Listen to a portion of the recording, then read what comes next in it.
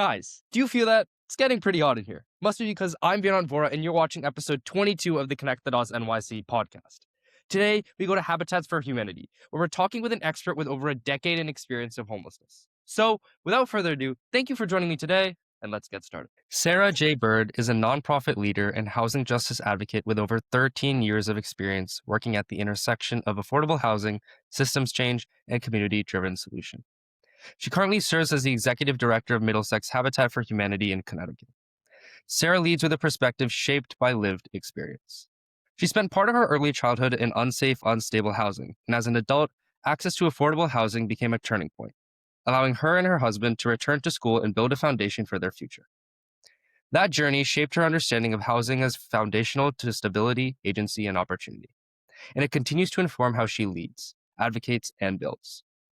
Under her leadership, Middlesex Habitat for Humanity has more than tripled its income while centering equity, accountability, and lasting community impact. Thank you so much for joining me today, Sarah Bird. Thank you so much for having me. I'm excited to be here. I'm excited to have you, and let's just jump straight in. So, your lived experience and sort of the Mhm. meaning of housing to you. When you think back to growing up without stable, safe housing, what did instability look like in everyday life? Not just materially, but emotionally. So, instability wasn't just about physical space, it was the constant feeling of not being settled or secured. As a child, you absorb everything, even when you don't have the language for it. And then as an adult, especially if you are an adult that chooses to go into therapy, you get that language right. So, as an adult that is in therapy, I now have language for all of that. And, in that language, there was a persistent sense of vigilance, paying attention to the moods of the people around you, your environment, and changes because safety didn't feel guaranteed.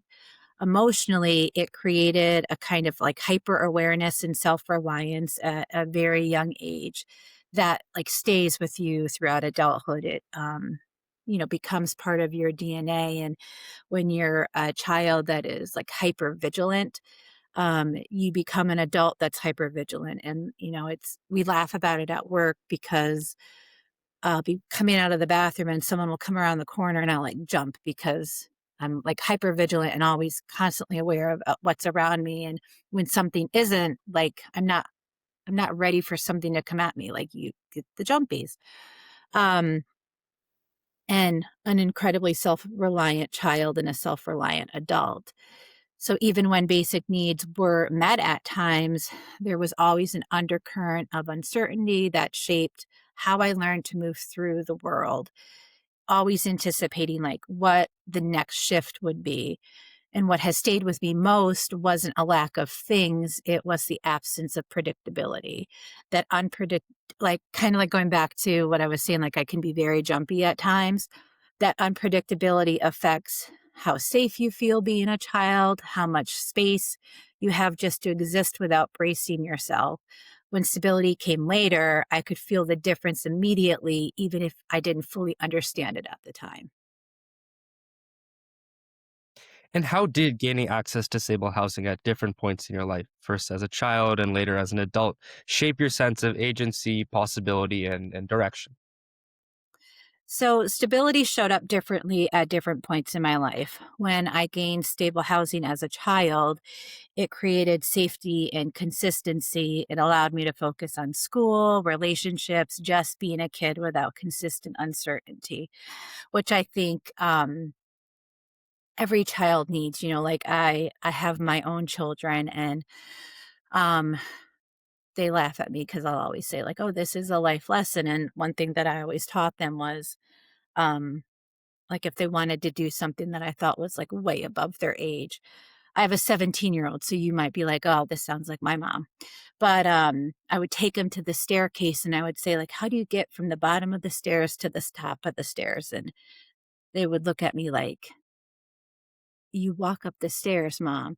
But like life is like that. Like you have to walk up every single stair to get to the next part in life. And if you are jumping above that, or trying to skip the stairs, you could fall, you could stumble.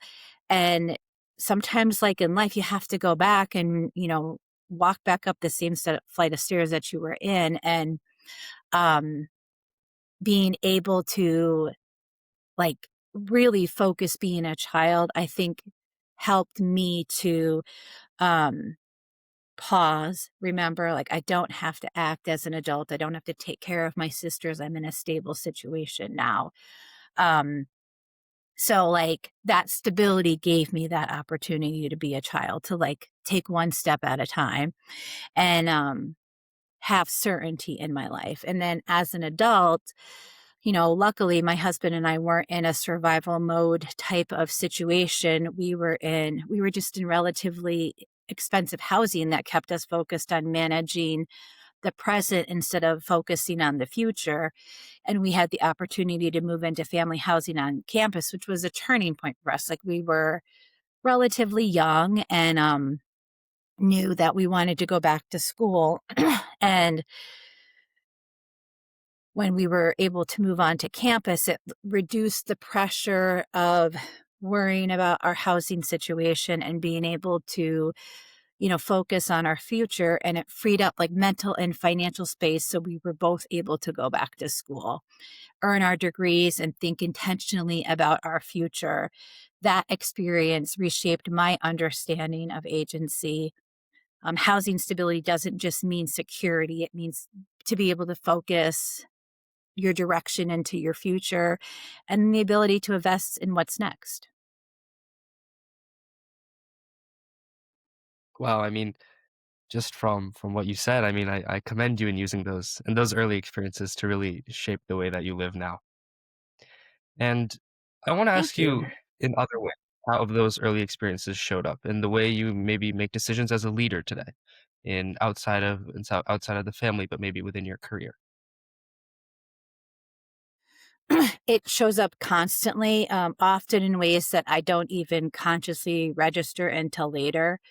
So I lead with a deep awareness that systems don't impact people in the abstract. They shape real lives, real choices, and real outcomes.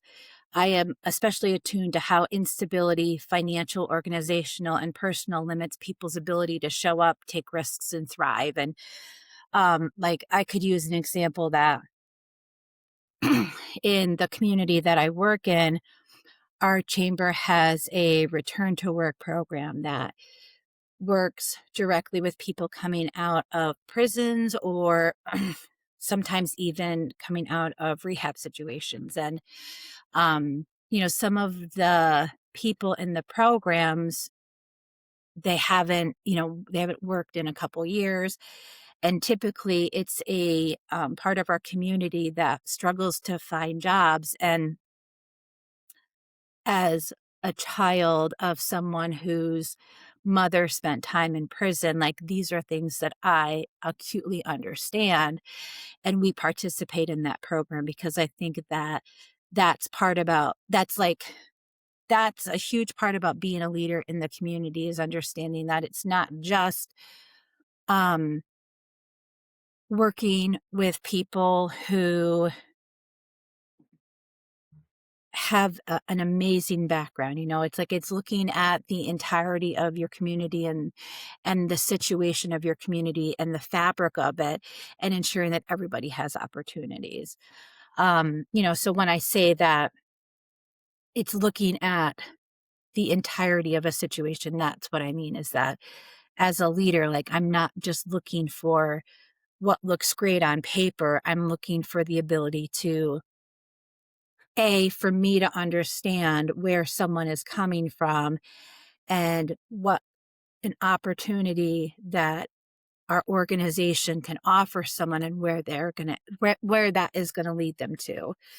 Um, so because of that, like I prioritize clarity, consistency, and transparency in how I lead. I think a lot about like the downstream impact, how decisions land, who they might unintentionally exclude, whether we're creating stability or compounding stress in people's lives. I'm deeply committed to dignity, making sure people aren't reduced to their circumstances and the opportunity doesn't depend on perfection.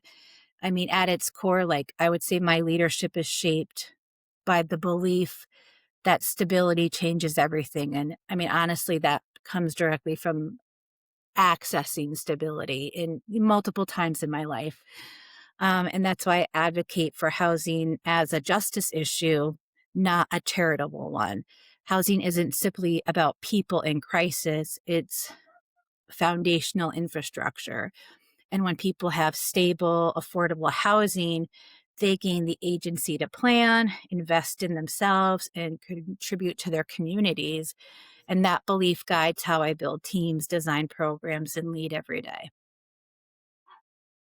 Of course, and one thing you mentioned during your discussion of housing is how it's more than just something charitable. One thing that I've learned a lot from my interviews is that housing is more than just, housing. It's more than just like the sort of structure that you build on a city block. It truly brings so much more that than the eye can see. I interviewed Kevin Adler a couple episodes ago, and he brought up a concept known as relational poverty, which is that, the poverty not of losing your house or losing something monetary, but of losing social connections. When you're unhoused, Mm. you don't have the ability to talk to your friends and gain life advice or go to therapy. Like those all just sort of wash away.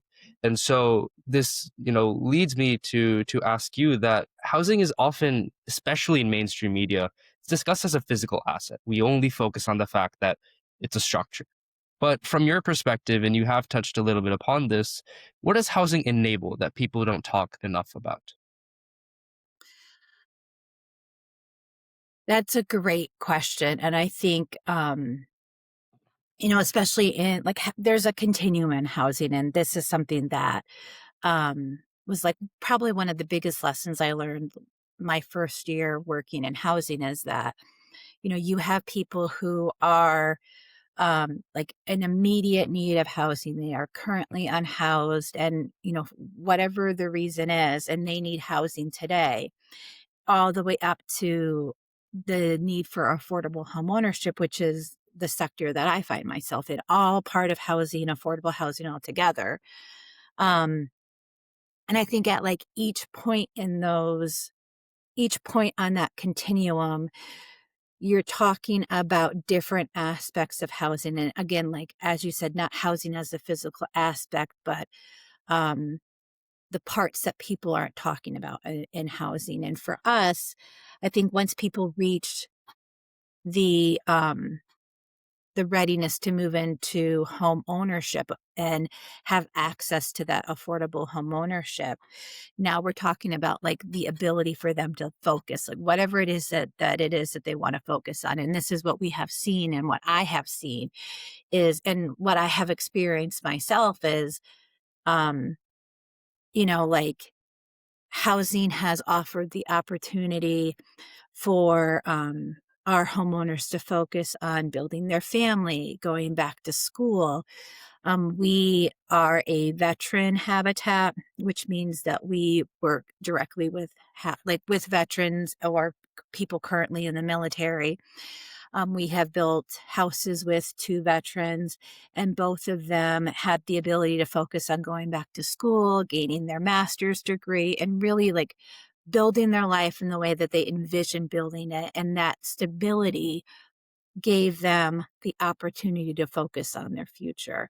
I mean, and you could throw so many different things in there, but essentially, I think like what we don't talk about is that housing is a jumping off point wherever it is in the continuum, whether it's offering safety, a place for people to come home to. Um, it's a structure, but that structure offers so much, like we do work within the faith community and we've brought a bunch of faith leaders together over the summer and we asked them like, what does housing mean to you? And the one that stood out the most was like, housing is not like when I think about housing, when I think about home, it's not a structure. It's a feeling that I get. And I thought, oh my God, like that resonated so much because when I think about my home, I think about my husband, right? Like, we've been together for a very long time, like more than half of our lives, and he is home to me. And we have a physical structure we live in, but home, the sense of it, the sense of housing, it's so much more than just a structure. And yeah, that's what I would say, focus and ability.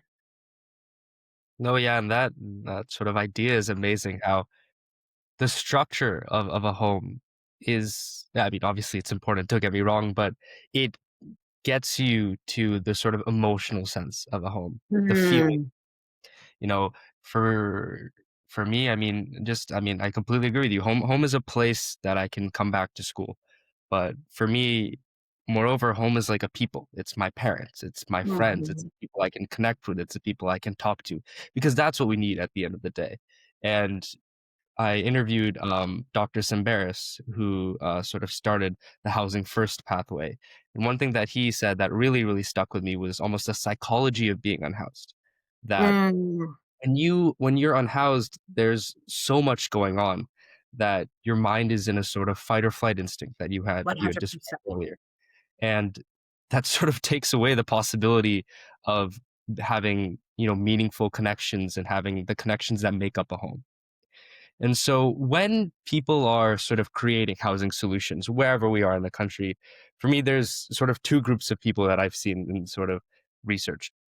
And one is people that, and I've interviewed many people like this who take into account sort of lived experience and the perspective of the unhoused people when they're building those solutions.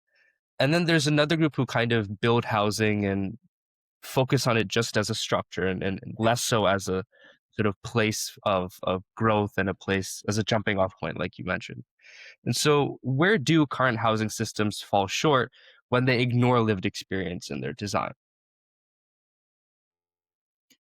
I think they fall short when systems are designed for efficiency, not humanity. When lived Mm. experience is ignored, policies are often add friction, extra hoops, rigid timelines, and assumptions about how people should behave. That is like a huge pet peeve of mine. Like, and I think so many systems are set up that way. Like, this is how we want you to behave. But when you take lived experience and don't behave the way that we want them to or expect them to. Um, so those systems might look reasonable on paper, but in practice, they can exclude the very people they're meant to serve. Without lived experience at the table, it's easy to miss how instability affects people's capacity or how small barriers can become insurmountable. Like, even just thinking about what you were just talking about, when people are in a fight or flight mindset, um, they're not thinking about, so I'll specifically talk about like us and affordable home ownership. They're not thinking about long term, what does this look like? So for us, the things that we really focused on when I started as the executive director was, what does long-term impact of affordable home ownership like, what does that look like? And yes, like, we work on setting up mortgage solutions that are stable over the lifetime of you living in that home, but we can't fix taxes, we can't fix insurance, and those are um, that's gonna go up over time, and if we don't take that into account, if we don't look at lived experience, someone who can afford it today and maybe afford it tomorrow, like, they might not be able to afford that 5 years from now, and if we're just looking at, um, housing someone who may not like, housing someone in terms of affordable homeownership who is not ready to be able to absorb the impact of future costs of the home, and we're just talking like escrow costs in terms of insurance, taxes, then they might end up in a situation where they lose their house. And what does that like? how is that gonna impact them long term? How does that impact the psyche of a person who have they experienced being unhoused? Have they if they're working with us, chances are they've experienced instability, and now we're just walking them right back into the up like that the chance that might happen again. But when you think about it in terms of lived experience, like, these are all the things that you're gonna think about and create solutions in the confines of what you can fix and try to make sure that doesn't happen. And, one way that we do that is also looking at, like, energy efficiency. Like, we will spend the money to ensure that, when we're building a house or renovating a house, that that house is very energy efficient because long term, the future homeowner is gonna spend less money on that and then has more money to be able to have the impact of anything that happens down the road. And that's what when you're looking at designing systems based off of lived experience, that's what happens. Like, you're not looking at it through a lens of, "This is how I want it to happen." You're looking at it through a lens of, this is the experience of people, and it's important to make sure that you design a system based off of that. Yeah, I mean, efficiency versus humanity, efficiency versus effectivity, and those are the key things. I mean, focusing on something that actually lasts, something that actually makes an impact versus sort of rushing a project just for the sake of getting it done is Mhm, two completely different things. I mean, fundamentally, one thing you had mentioned is that it's a policy issue that trying to get housing to work in a way that is effective and makes a real impact on people is you need to steer away from this sort of desire to just get things done and like build it quickly and just like tape it together and hope it works, and versus really using lived experience, focusing on human-centered design, focusing on things that will last in the future and allow people to not only have future growth, but then use that growth to make an impact on other people. One thing I've realized a lot throughout these is that people who go through these programs who are formerly unhoused, who are able to, gain stable housing, are able to start to work again and have, achieve better circumstances, their line of work, starts to be trying to help other people. They mhm, start to want to help others in their situation, and it's a cycle. And doing whatever we can to sort of jumpstart that cycle and make sure that it works, and then it should be able to reinforce itself. And mhm. so at a at an almost basic level, it's trying to create community driven solutions, and I want to hear your opinion on this, on how community driven solutions will challenge and almost reframe the way top down housing policies is usually created.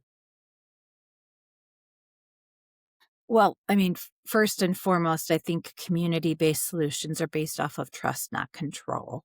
So instead of asking, like, "How do we manage people?" You're asking, "What do people actually need to be stable and move forward?" Um, it's kinda like the difference where charity, you're asking who needs help, but justice asks, like, why is help needed in the first place? Um, so I think when communities are involved in shaping solutions, the focus shifts from compliance to dignity. These approaches tend to be more flexible, more sustainable, and more responsive because they're rooted in real lives, not abstract assumptions.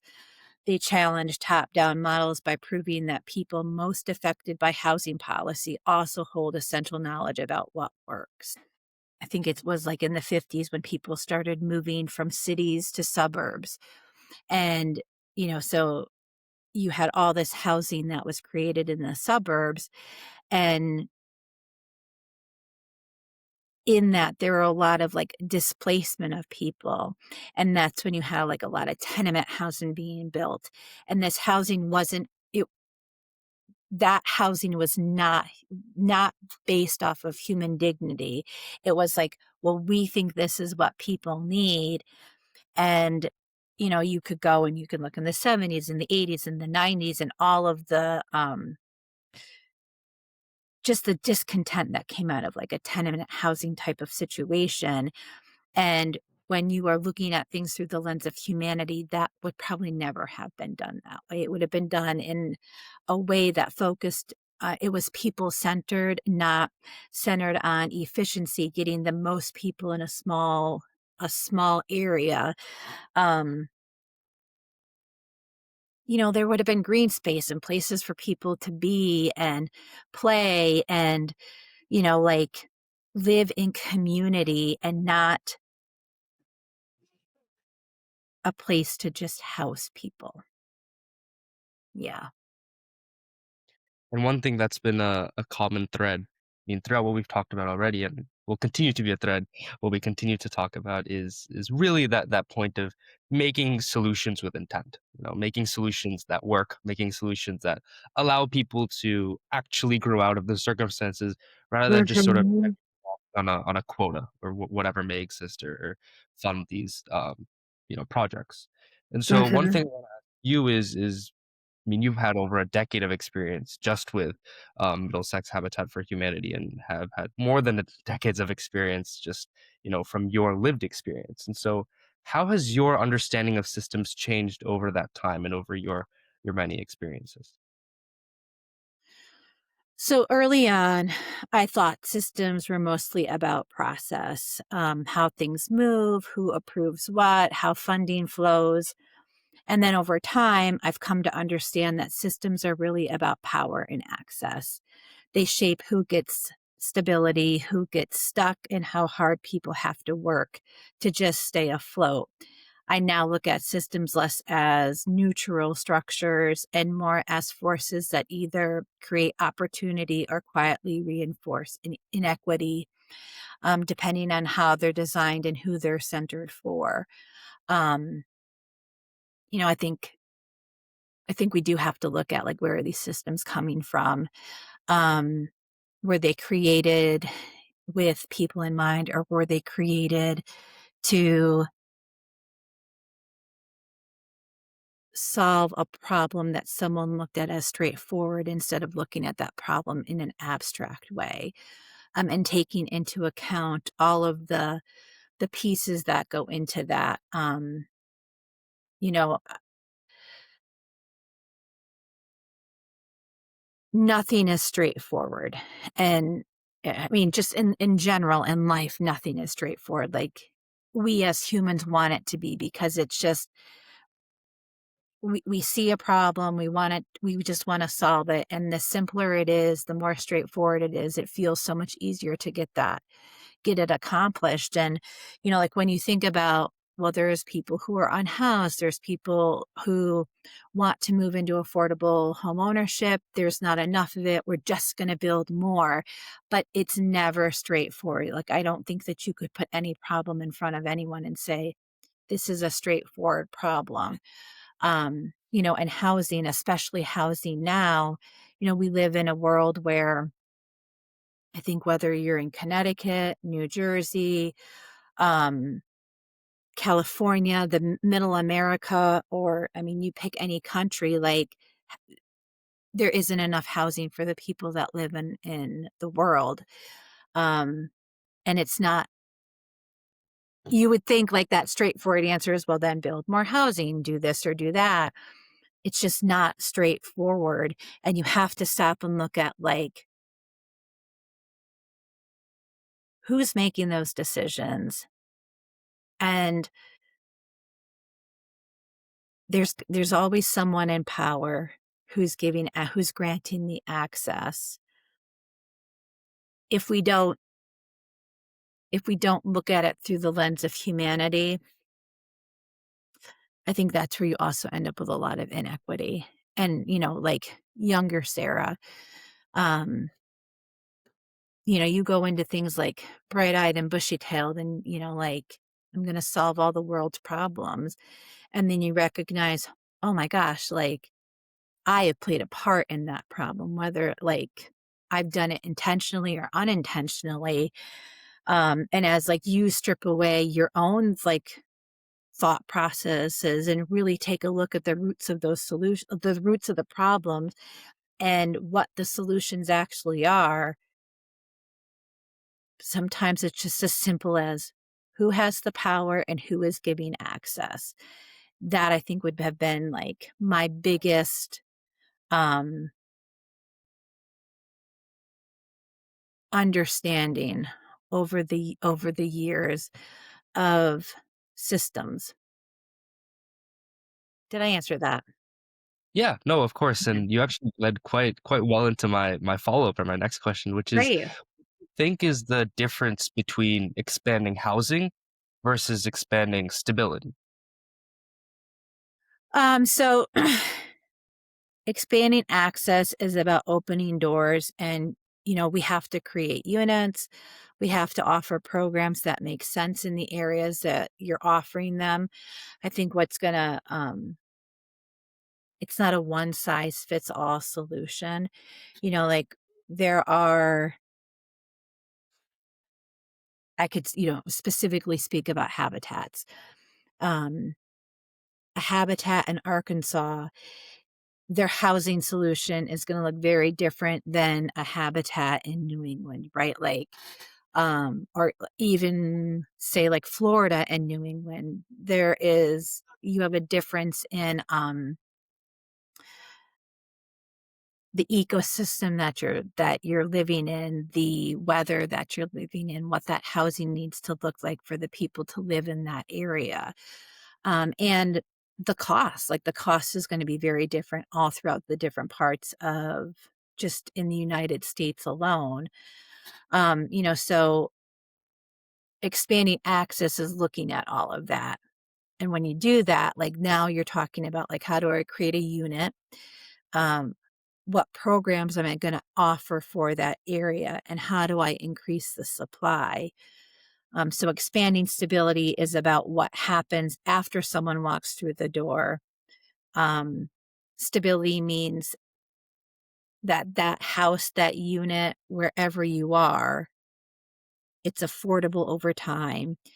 Going back to what I had said earlier, like we can control the cost of a mortgage, but we can't control the cost of principal, the cost of, um, well, I'm sorry, not the cost of principal, the cost of the insurance and the cost of the taxes. So what can we control as builders, as program providers that allow for affordability over time, that it's predictable, because that predictability also continues to like help someone maintain that stability, and that they're connected to opportunity, they're connected to their community. If housing still leaves people one crisis away from losing everything, and that for me is like something I think about all the time, is and that is like a learned experience. One of the very first things I did as an executive director was I had to sit down and have a conversation with someone who um hadn't been paying on their house in a really long time. When they moved into when they purchased their house and they moved in, they lost their job 6 weeks later and just had a really hard time finding a job. And by the time I got there, what I had said to this person is, we need to find a solution because it appears that this house is just an albatross around your neck. And that is not what this is meant to be. Um, you know, Unfortunately, they ended up moving out of their house because there was their ability to afford it, even affordable homeownership. They just didn't have that ability anymore. But it was causing them so many issues that they were one crisis away from losing everything. And if we don't set up systems that take that into account, then you are just like you're perpetuating. You aren't helping people. You're just putting them in a situation that they're going to end up in another crisis, and we didn't do anything to help them. So like that one instance in the very beginning of my career really helped think for me to think about like, what we have this great program. But if we don't take into account what this looks like long term for people, we are putting them in a position to lose their house. And that was not something that I wanted to do ever. Um, and I don't think anybody who does, heart work, right? Because at the end of the day, like, this is hard work. We are working with people to um build our communities where they're stronger. Because ultimately, like, when everybody is housed, that builds for a strong community. Like you said, like, you're giving back to your community. You are um, providing to the economic fabric of your community, which then builds more jobs for your communities. Like, ultimately, this is all about community and building stronger communities.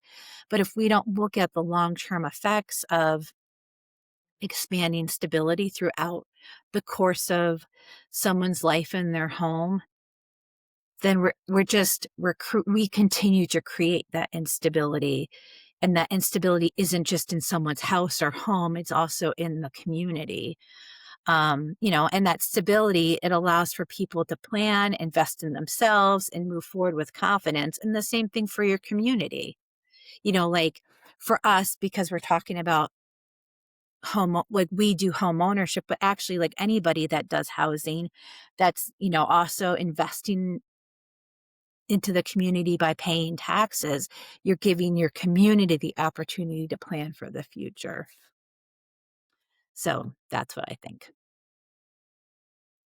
And one thing that you did talk about were these kind of systems or solutions that don't work long term, and they Mhm. lead to or perpetuate, I think was the word that you used, the sort of cycle of homelessness and the cycle of having unstable housing. And so, how do you navigate leading within systems that weren't designed with equity, dignity, sort of long term stability in mind? um, I think by not think I know, by being honest about the limitations of the systems that we operate in while still pushing for change from within. That means asking uncomfortable questions, slowing things down when needed, and advocating for flexibility within where rigidity causes harm. I also focus on building trust with my team, with the people we serve, with our communities, because trust creates space to challenge norms, right? Like, you can't just, and this is something I think about often, like, um, I think there is a lot of space in the work that we do that can lead to saviorism. And in that, I think when you have people that are, like, going into communities and deciding what that community needs without even asking, or building trust before you even ask, um, you think that you know better than that community, and nobody knows better than the community itself what it needs. And when you build the trust, when you're asking questions with humans in mind, that, I think, is where you start to lead. Um, you're leading with dignity at the center, because you're leading thinking about the humanity of the people that you work with. And always, like, you work with people, not for people, especially in this work. Because if it's like, well, I'm doing this for you, well, really, then who are you doing it for? Because if you're doing it for me, then you would have asked me what I thought. You would have built an organic, real trust with me. Then we would have come up with a solution together. And if that's not the case, then you're doing this for you, not for me. And that is, like, for me, that's where I'm always coming from. That it's about relationships, building trust, asking questions, that we're doing this together. Otherwise, I do think you are just leading to harm people. That's actually a very key distinction that you brought up between sort of solving a problem, whether it's housing, climate change, healthcare, poverty, whatever it may be, for the sort of glory and praise and credit or whatever someone may get for solving the problem, and solving the problem to help the people who are affected by the problem. You know, Mhm. I even think solving is the wrong word. I think, something more supportive, helping others such that as a community together we can help tackle this issue. Because at the end of the day, and I actually I interviewed someone by the name of Mauricio Miller who created something called the Center for Peer Driven Change. And I've always really liked that name because change isn't supposed to be made by one person. You're not supposed to spearhead everything just by yourself. It's you combined with and actually the people who are affected by the problem at the forefront of this change, because they at the end of the day know what is wrong. They know, you Mhm. know what needs to be fixed. They know how it needs to be fixed. And all that we and the rest of us who are trying to help with this issue can do is help act as a source of growth, help give, whatever resources may be necessary such that they can make the change that is needed, because they understand that from, sort of live from through lived experience. And I mean, you've spent over a decade at Habitat for Humanity, and you've grown it's, to a very, very impressive circumstance. And so I want to ask you, how do you, lead while making sure that human stories are still at the center of work and not losing those for the sort of desire to continue to grow? It's by keeping people at the center of it. And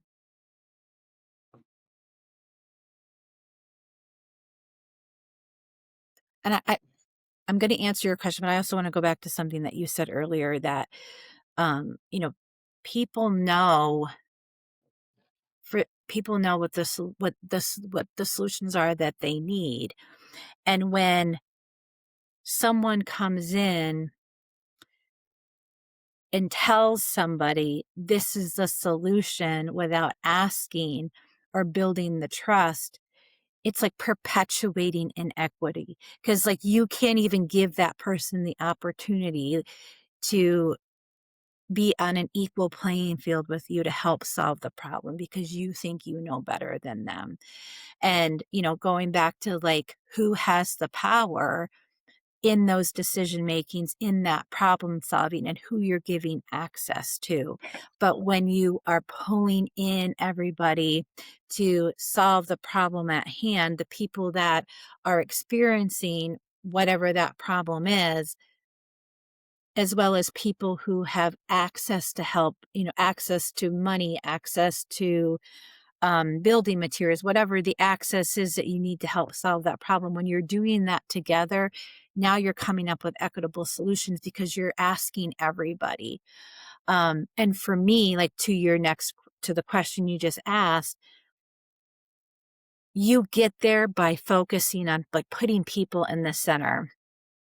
Um, One of the things that we talk about a lot at work is mission over me. And that's really, really hard in this work. I think whatever it is that you're doing, like you said, whether you're talking about climate change or housing or, fill in the blank, this is the service work that I do. It is really hard to put mission over me. But when you're focused on mission, especially when your mission is people, at the center of that, if you're focusing on your mission, if you're focusing on the people, that is like it then becomes very easy for that growth to happen. Because growth just can't happen by having great numbers and a higher amount of units. It has to stay connected to the why the work matters in the first place. And so like for me personally, it's not like I've done great work. I also operate a very small habitat, so for us, like our numbers, we have grown in over the year. Um, but I look at our success that since I have been doing this work, we have not had anybody fall short in their house. They, like people are paying their mortgages on time. They have gone to school. They've grown their families. When there has been crisis, like, when COVID occurred, we reached out to all of our homeowners, and all of our homeowners were safe. They had the ability to face the storm that was coming. They had a place to brace for impact, but they weren't concerned about where their food was going to come from, right? So again, it's not just about housing; it's about everything that goes into that. Um, and because we focus on the people, that's where that success comes from, is that the people that we work with are able to withstand the storms in life. And that, I think, is one thing that part of the scaling of the impact that we've had is just continuing to focus on people. And if you're focusing on people, that's going to help. And I think that's across the board too. Like when we work with our donors or we work with volunteers, it's about the kind of work that they want to do, the impact that they want to make, and how do we connect the two together. So like we have a problem that has to be solved. We were trying to find the right people to help solve that problem. But again, keeping people at the center of that, but bringing the right people to the table to solve the problem. Very intentional work that we do. Yeah, it's I think I'm very intentional about keeping people first, intentional about keeping stories close, listening to homeowners, staff, and community members, and making sure their voices inform decisions, not just marketing, right? Like one thing that we don't do, we're very intentional about this, is not selling people stories, because there is a lot of stories, like even my story alone, like as I have grown in my career, I was telling you earlier, like when I first started, I thought, oh, wait a minute, like I've experienced housing instability as a child, and I had access to safe housing as an adult. And even like learning about the work that you're doing, it dawned on me that as a child, like I experienced living for a couple months with homelessness. Like we had a place that we stayed, but really nobody should have ever lived in this place. Um, but sometimes those stories, like people like those stories, they make them feel good about the work that they're doing. But I am not comfortable with using that as a tool to market to people to get them to give more dollars or to give more of their time, because that's not a people first approach. So yeah, data tells us what's happening. Stories tell us why it matters. You need both to scale responsibly, but you have to be responsible in how you're doing it. I do want to be clear, like we tell people's story, we let people tell their stories, but we're intentional about how we do it. So, um,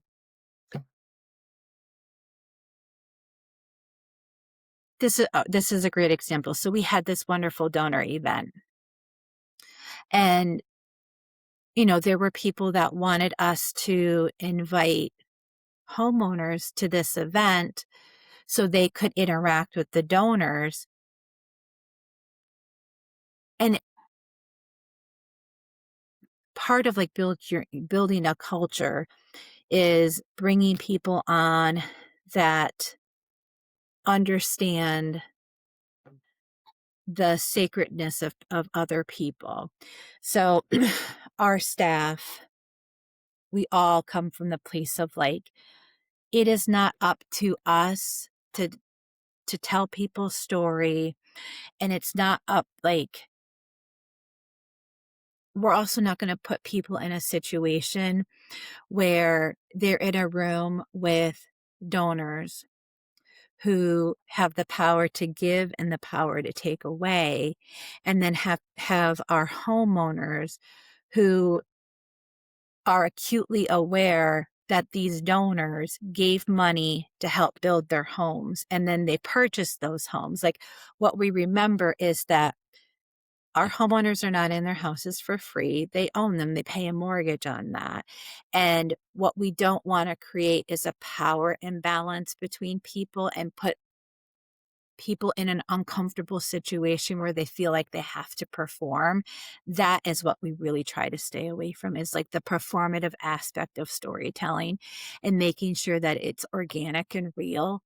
And that when people tell, like, when there's a story, it's coming from the people, not coming from us. Does that make sense? No, yeah, that makes complete sense, and Yeah. even still, that's a difference from what I've seen in at least some organizations who will, again, without malintent, will say stories from people, but it won't the person who is at the center of that story, who's the agent of the story, won't be the one saying it. And I Mhm. mean, focusing on making sure that the person is telling the story they want it to be told, using that primary perspective, because it's their lived experience at the end of the day, and making sure that they have power in every way to dictate, their lived experiences, again, commendable and very, very necessary in sort of the modern day media around unhousing, around Mhm. unhousing and homelessness.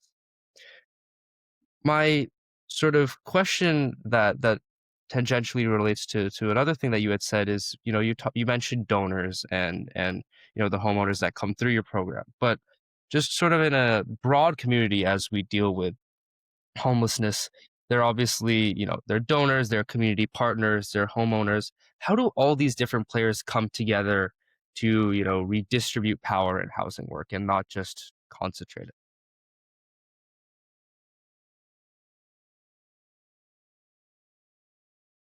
Not You don't give the decision making to the donor. Like, you build a relationship across the board with all of the players at the table. And when you build a relationship, when it's an organic, real relationship, in that, like, you're finding out what it is about, like, why the people are at the table, like what people who have the need, why they are there, people who have access to um the funds or the materials needed to make something happen, and the people that are willing to do the work. When you've built an organic relationship with everyone, it's a lot easier to make sure that power gets distributed easily, or evenly, I mean.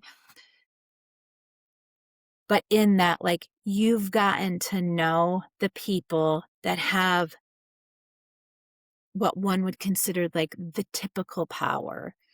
And in that, like, you've gotten to know why they are there to begin with, because people come to this work through all different means. Like, you have some people like a Mackenzie Scott who sees a problem and is like, I have access to funds. I'm going to just give you the money to do that, and you do with it whatever you think is best. Like, I am not telling you how I want this done, but not everybody that has that kind of access does that kind of stuff. Like, you have a lot of people that constraints are not the right word, but they want to tell you what they think you should do instead of looking at everyone at the table, really digesting what everybody is saying, and knowing that like decisions and having trust with one another, right? So part of that is building trust. So I think if you want to distribute power equally in the work, you have to build strong organic relationships, which really, like, if you have a strong relationship, there's trust built in there. And when that happens, that is when you can do that, because a lot of the times, like, I think if you were to look at power imbalances across anything, there's lack of trust. So you have to build the trust so then people feel confident in the work that's being done and know that they can trust you to do that. Um, yeah. I don't know if I answered that question correctly. I'm very much a, like, do it the right way type of person, but that is what came to my heart and head when you asked, so that is my answer. No, I think that's a great answer. Definitely focusing on, making sure that power is given to the sort of the people in this scenario, the people affected by, um, you know, homelessness and unstable housing, and not given to the Mhm. people sort of are, whether it's making partnerships or giving donor money or whatever it may be, making sure that, where that money is going, where those partnerships, how those partnerships are being used are really to benefit those people and not just to sort of um, help satisfy, or help make the donors or whatever feel good, because at the end of the day, we're really trying to make an impact here. We're really trying to push forward and making sure that, the next day and the next year and the next 5 years, there's less people who are unhoused. There are less people who are on the streets. There are more people who can, pay their mortgages, pay their rents, and sort of just move together as a community. So I think that was a great answer. I'm gonna say something really fast. What you just said, if we are all going at it with the attitude of that next year, there's less work to be done. Like, every single person involved in this work, we all need to be working towards a point where we don't have jobs anymore. We don't have to invest money into this. We don't have to worry about, people who are currently facing homelessness, or they're unhoused, or they are in unaffordable housing, because we've done this work so well that we've worked our way out of it. Um, and I think if, like, that is the focus, that's what you're centering off of, then, like, that's like, that's it. That's what you're all working towards the same thing. Yeah. Yeah, and I think that's a great goal to work for, Yeah. work towards. I always like to sort of end or conclude these podcasts with a couple of, like, reflectionary, like looking forward sort of questions. And so, what's a moment in your career that reminded you why housing is, about more than just shelter structure? So I thought about that question, and there are so many moments, but the ones that stay with me are when someone moves from just getting by to actually breathing again. I've seen it in small, profound ways. People being able to sleep through the night for the first time, kids settling into schools, knowing that they're going to be in the same school system from, K through 12, or homeowners finally talking about the future because housing isn't the constant stressor anymore. One story that really captures is one of our veteran homeowners households that we partnered with years ago. Before Habitat, housing felt very unpredictable for them. They saw rent increases, they had frequent moves, always feeling like they were starting over. Every time they had to move, it was a new start over for them. But once they moved into their home, everything slowed down for them. Their routine became clearer, calmer. Their kids had space just to be kids. They had space to grow their family, which is what they wanted to do. In fact, they are currently, like, days from the delivery date of their next baby. And for the first time, they could plan savings, continuing their education, even imagining how they might one day offer stability to others. I'm also reminded of this again. So recently, we have two homeowners that are brother and sister, and the sister is married to someone who grew up in a Habitat house. So, very aware of Habitat and the impact that Habitat can make on their lives. So, they experienced a significant loss. And what stood out wasn't that they had this house, right? But what the house made possible, going back to what we talked about very early on, that it's not a structure, but this house offered them privacy, it offered them support and the stability to go through the impact of this event in their life with dignity in a stable place. These all of these moments reinforce why housing isn't is so much more about shelter. It's about stability, dignity, and the ability to move forward, especially in life's hardest moments. Um, but also like to be able to plan for the best of life's moments. And that's why housing has to be treated as a justice issue, not just a charitable one, because access to that kind of stability shouldn't depend on luck or timing. It should be something people can count on. And for younger people who want to work on housing or systems change, how can they stay grounded and live experience without, burning out? Stay connected to the people most impacted, but don't carry everything alone. Lived experience should inform the work, not consume you. Build community, set boundaries, and remember you don't have to fix everything at once. System change is long term work. We're working to end it, but it's still long term work. I'd also say that don't glamorize people's lived experience or treat their stories as tools to sell the work. Stories should only be shared with consent, care, and respect, and in ways that honor people's dignity, not turn them into symbols or inspiration. When the work is about making helpers feel good, whether donors or volunteers, it creates a power imbalance and loses sight of who the work is actually for. So staying grounded means remembering that housing justice isn't about being a hero. It's about showing up humbly, sharing power, and doing the work in a way that centers dignity, not validation. And despite all that's going on, all that's been going on, whether it's policy changes, whether it's slower improvements, whether it's whatever obstacle you may have to overcome in your career and in your line of work, what continues to give you hope? Um, what gives me hope is seeing how much changes when people are given stability.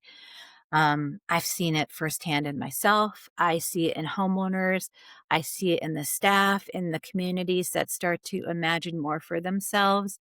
Progress can feel slow at a systems level, but when we look at it through the lens of individual lives, change is real and it happens in tangible ways. That's what keeps me committed to the work, the knowledge that stability creates possibility and that this work, even when it's hard, truly matters. Housing truly matters. Well, focusing on humanity and effectivity and not efficiency, that's definitely one of the major takeaways out of everything else that's been said. And it's been a wonderful, wonderful experience to have you and talk with you. Thank you. And thank you so much for sharing your experience and your decades of work. I'm happy to do so, and I very much appreciate the opportunity to share. Thank you.